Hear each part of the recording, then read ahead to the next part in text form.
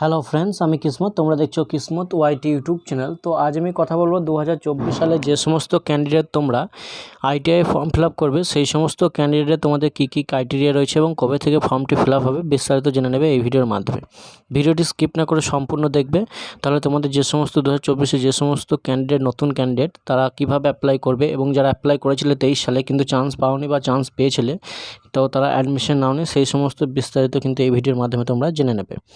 তো প্রথমে আমি কথা বলবো, তোমরা 2024 সালে যে সমস্ত ক্যান্ডিডেট মাধ্যমিক দেবে বা দিয়েছো, অলরেডি পাস আউট হয়ে আসছো, তো 2023-24 সালে যে সমস্ত ক্যান্ডিডেট মাধ্যমিক দেবে তারাও কিন্তু অ্যাপ্লাই করতে পারবে। এবং তোমাদের এজ ক্রাইটেরিয়া কী রয়েছে বিস্তারিত জেনে নেবে এই ভিডিওর মাধ্যমে। তো এজ ক্রাইটেরিয়া রয়েছে তোমাদের 14 বছর থেকে শুরু করে 30 বছর অবধি। তো 14 বছর হচ্ছে তোমাদের মিনিমাম এজ লিমিট, এবং অ্যাপ্লাইটি ডেট অর্থাৎ যে মাসে তোমাদের অ্যাপ্লিকেশনটি স্টার্ট হবে সেটি হচ্ছে মার্চ মাস। তো এখন চলছে জানুয়ারি, ফেব্রুয়ারি, মার্চ মাসে কিন্তু তোমাদের প্রথম দিকে কিন্তু অ্যাপ্লিকেশনটি অর্থাৎ স্টার্ট হয়ে যাবে। অর্থাৎ ফেব্রুয়ারি মার্চের দিকে কিন্তু তোমাদের যে সমস্ত ক্যান্ডিডেট মাধ্যমিক দেবে, বা ফেব্রুয়ারির দিকে মনে হয় যেন মাধ্যমিক হবে, তো মাধ্যমিক এই বছর যারা যে সমস্ত ক্যান্ডিডেট দেবে তারাও কিন্তু ফর্মটি ফিল আপ করতে পারবে। রেজাল্ট পাবলিশ হওয়ার অবধি কিন্তু তোমাদের ডেট থাকবে, অর্থাৎ মার্চ মাস থেকে কিন্তু তোমাদের অ্যাপ্লিকেশন প্রসেসটি কিন্তু স্টার্ট হবে। এবং যে সমস্ত ক্যান্ডিডেট মাধ্যমিক অলরেডি দিয়ে দিয়েছো সে সমস্ত ক্যান্ডিডেট কিন্তু অ্যাপ্লাই করতে পারবে। এবং তোমাদের বলে রাখি, যে সমস্ত ক্যান্ডিডেট 2023 সালে চান্স পেয়েছিলে কিন্তু তোমরা অ্যাডমিশন নাওনি, সেই সমস্ত ক্যান্ডিডেটদের কী হবে, তো সেই সমস্ত ক্যান্ডিডেট যদি কেউ রেজিস্ট্রেশন করে থাকো সেক্ষেত্রেও কিন্তু তোমাদের, এবং যদি অ্যাডমিশন না নিয়ে থাকো চান্স পেয়ে থাকো সেক্ষেত্রে কি তোমাদের 3 বছর ওয়েট করতে হবে, না এই বছর কিন্তু ফর্ম ফিল আপ করলে পেয়ে যাবে। তো তোমাদের যে সমস্ত ক্যান্ডিডেটের কী হয়েছে না, রেজিস্ট্রেশন প্রক্রিয়া কিন্তু সম্পূর্ণ হয়নি, অর্থাৎ কলেজ থেকে কোনো রেজিস্ট্রেশন করেনি কিন্তু তোমরা চান্স পেয়েছিলে কিন্তু তোমরা অ্যাডমিশন নাওনি, বা অ্যাডমিশন নিয়েছিলে এবং তোমরা কলেজ যাওনি, সে কলেজ না গেলে কিন্তু রেজিস্ট্রেশন কিন্তু তারা অটোমেটিকলি ক্যান্সেল করে দেয় কলেজ কর্তৃপক্ষ, না হলে কিন্তু হয় না। কারণ ডকুমেন্টস ভেরিফিকেশন করার পর তুমি যদি কলেজে না যাও সেক্ষেত্রে কিন্তু অনেক কলেজে কী করে না, রেজিস্ট্রেশন ক্যান্সেল করে দেয়, এবং অনেক কলেজে রেজিস্ট্রেশন ক্যান্সেল করে না।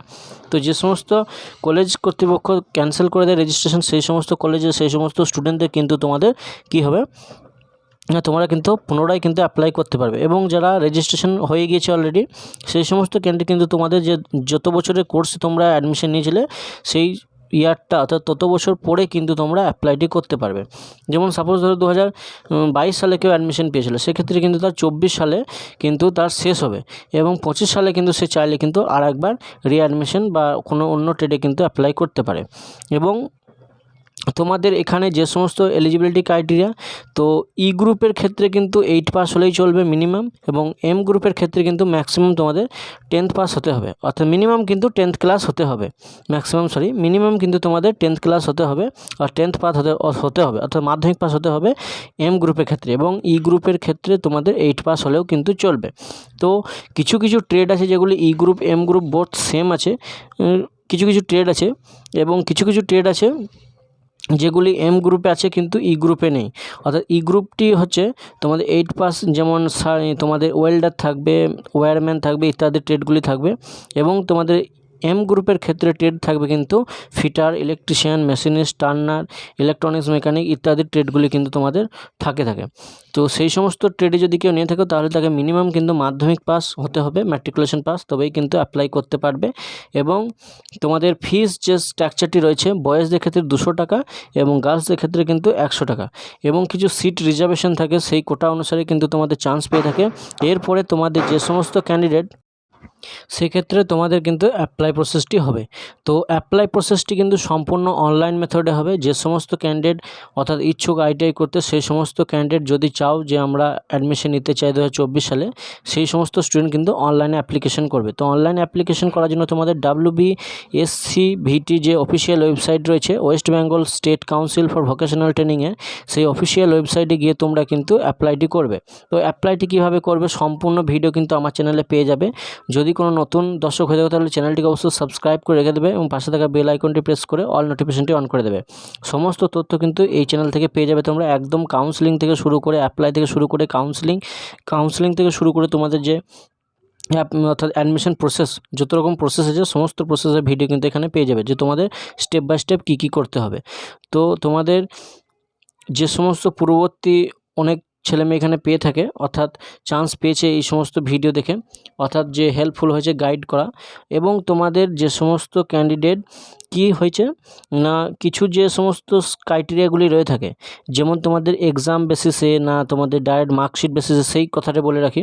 তো তোমাদের যে এখানে যে অ্যাপ্লাইটি হয়ে থাকে, তো এখানে ফর্ম ফিল আপে ফুল মার্কস অবটেন, অর্থাৎ তোমাদের যে মাধ্যমিক এবং 8 ক্লাসে যে মার্কস বেসিসে কিন্তু তোমাদের অ্যাডমিশন হয়ে থাকে। প্রথমে কী হতো না, 2018-17 সালে 16-17তে কী হতো না, তোমাদের এক্সাম হতো, একটা সিবিটি টেস্ট হতো, সেইখানে থেকে অর্থাৎ তোমাদের ডিসাইড করে তোমাদের কিন্তু অ্যাডমিশন দেওয়া হতো, অর্থাৎ যে যত ভালো র্যাঙ্ক করবে তার সেই অনুসারে কিন্তু কলেজ পেতো। এখন কি হয়েছে না, মাধ্যমিকের নাম্বার এবং 8 ক্লাসের নাম্বার বেসিসে কিন্তু হয়ে থাকে। যদি কেউ এম গ্রুপে ফর্ম ফিল আপ করে থাকো, সেক্ষেত্রে তার কিন্তু মাধ্যমিকের যে মার্কস থাকবে, সেই মার্কস বেসিসে কিন্তু তার অ্যালটমেন্ট অর্থাৎ লেটার কিন্তু জেনারেট হবে, অর্থাৎ তার র্যাঙ্ক জেনারেট হবে। এবং র্যাঙ্ক জেনারেট হওয়ার পর তোমাদের একটা অ্যালটমেন্ট লেটার দেওয়া হবে, অ্যালটমেন্ট লেটার মানে র্যাঙ্ক কার্ড দেওয়া হবে। সেই র্যাঙ্ক কার্ড অনুসারে তোমরা কাউন্সেলিং করবে, কাউন্সেলিং করে তোমাদের যে সমস্ত নিয়ারেস্ট যে সমস্ত কলেজগুলি থাকবে, সেই সমস্ত কলেজগুলি তোমরা চুজ করবে। এখানে কলেজের লিস্টও প্রচুর দেওয়া থাকবে, প্রত্যেকটা স্টেটে কতগুলি করে আইটিআই কলেজ রয়েছে, যেমন গভর্নমেন্ট থেকে শুরু করে পিটিপি অর্থাৎ পিপিটি, প্রাইভেট আন্ডারটেকিংয়ের যে সমস্ত কলেজগুলি রয়েছে এবং যে সমস্ত কলেজগুলি পুরাটাই প্রাইভেট, সেই সমস্ত কলেজের লিস্টগুলি দেওয়া রয়েছে। সো লিস্ট অনুসারে কীভাবে সিলেক্ট করবে বিস্তারিত কিন্তু আমি ভিডিওর মাধ্যমে বলে দেবো।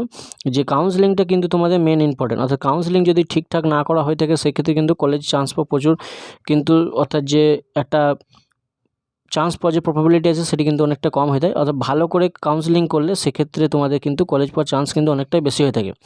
তো কত দূর থেকে কত দূর র্যাঙ্ক অবধি তোমাদের কলেজ নেবে, অর্থাৎ পাবে চান্স ভালো কলেজগুলিতে, সেই ব্যাপারে আমি ভিডিও বানাবো। তো অ্যাপ্লাই প্রসেসটি স্টার্ট হওয়ার পরে, র্যাঙ্ক জেনারেট হওয়ার পরে কিন্তু ওটা বলা যায়, কারণ কত ছেলে মেয়ে অ্যাপ্লাই করছে না করছে সেই বেসিসে কিন্তু ওদের একটা মেরিট হয়ে থাকে। সেই মেরিট অনুসারে কিন্তু হয়ে থাকে তোমাদের যে র্যাঙ্ক কার্ডটি। তো basically SC, ST, OBC A এবং ওবিসি বি এবং জেনারেল ক্যাটাগরি প্রচুর ছেলে মেয়ে কিন্তু চান্স পেয়ে থাকে। তো ভালো মার্কস যদি থাকে সেক্ষেত্রেও কিন্তু পাবে, এবং যদি কম মার্কস থাকে সেক্ষেত্রে কিন্তু পাবে। কিন্তু তোমাদের একটা যে স্পোর্টস কাউন্সেলিং হয়ে থাকে, সেই স্পোর্টস কাউন্সেলিংয়ে কিন্তু চান্স পাওয়া থাকে। তো বিভিন্ন স্টেপ, অর্থাৎ প্রথমে 3 রাউন্ড কিন্তু তোমাদের অনলাইন কাউন্সেলিং হবে, তারপরে কিন্তু যতগুলি সিট খালি থাকবে তখন কিন্তু তোমাদের স্পোর্টস কাউন্সেলিং বা ওপেন কাউন্সেলিং, ডাইরেক্ট কলেজে গিয়ে কিন্তু তোমাদের র্যাঙ্ক কার্ডটি নিয়ে গিয়ে তোমাদের অ্যাডমিশন প্রসেসটি হয়ে থাকে। এটি হচ্ছে ব্যাপারটি। এবং তোমাদের যে সমস্ত ক্যান্ডিডেট অ্যাপ্লাই করেছিলে কিন্তু চান্স পাওনি, তারাও কিন্তু এবছর সুযোগ পাবে। যদি কেউ রেজিস্ট্রেশন না করে থাকো, সেক্ষেত্রে কিন্তু তার অর্থাৎ সুযোগ পাওয়ার সম্ভাবনাটি অনেকটাই বেড়ে উঠবে, অর্থাৎ সে অ্যাপ্লাই করতে পারবে, মেন কথা হচ্ছে। এবং সামনে বছর কি করেছিল না, যারা অ্যাপ্লাই করেছিল কিন্তু চান্স পায়নি, সেই সমস্ত ক্যান্ডিডেট কিন্তু ফিসটা কিন্তু আর লাগেনি, পুনরায় কিন্তু সেইখান থেকে অর্থাৎ যে ট্যাব ছিল সেইখানে তোমাদের রেজিস্ট্রেশন করে ডাইরেক্ট কিন্তু কাউন্সেলিংয়ে চান্স পেয়ে গিয়েছে।